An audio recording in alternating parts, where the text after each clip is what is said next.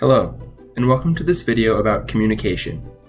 In this video, I will be discussing the benefits of communication in the higher ed workplace, focusing on engagement, as well as 2 reasons that many workplaces and individuals do not achieve successful communication, following that with 5 strategies for improving communication, and finally, finishing up with 2 suggestions for what to do when a conversation becomes sour or confrontational. Alright, so first, what is communication and what are the benefits? Well, communication is generally defined as the open interchange of dialogue and ideas between different people.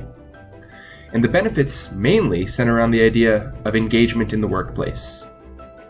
So when people are communicating with each other, they're enthusiastic, positive, cognitively absorbed in their work.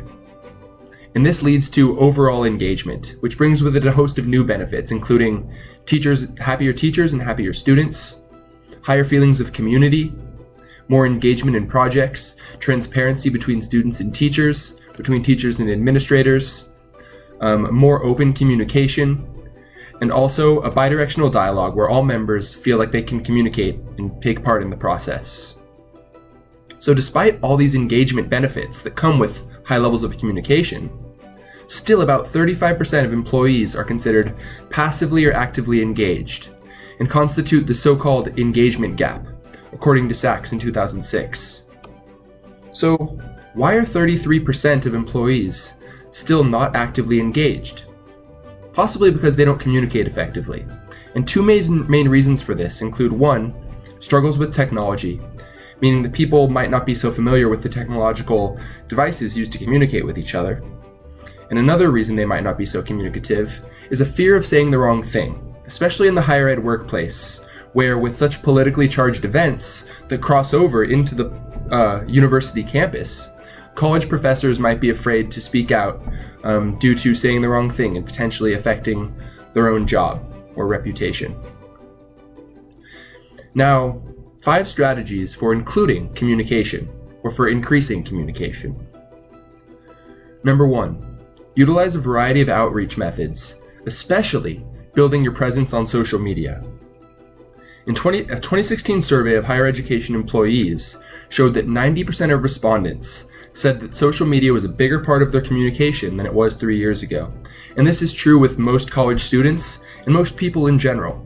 So having a social media presence will contribute to a larger scope of communicative influence. Second, giving an abundance of feedback, both to your students and to your peers. Kelly Gallagher, a writing teacher and author, mentioned that providing students with feedback is a critical component of helping them learn. The same goes for coworkers. Number 3, ask questions of your peers, students, and administrators.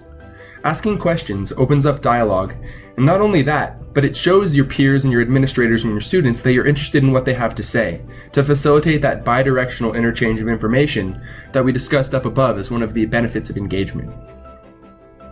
Number 4, create a website that reflects your teaching style, key information, and contact information.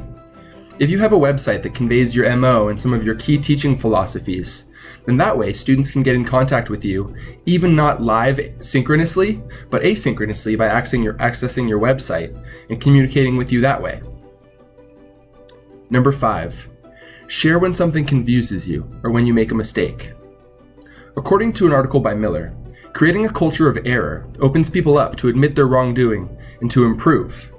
It makes people feel more comfortable and admit their mistakes, allowing people to solve their problems. So admitting when something confuses you normalizes the process of making mistakes and opens everybody up to solving their own problems, leading to greater problem solving overall. Finally, what are 2 things you can do when the conversation goes sour? Well, first, you can model honest reflection. So if you're interacting with someone and things get confrontational, first genuinely reflect on your own behavior and make sure that you are acting correctly.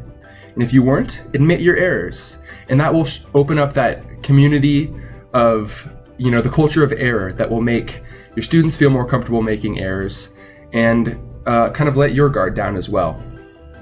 And number 2, if a conversation turns confrontational, the second strategy is to avoid judgment. This goes for your students, for administrators, for your peers. Avoiding judgment enhances teaching opportunities by making both sides feel accepted and more willing to open up, and facilitates that open exchange. All right, thank you for listening.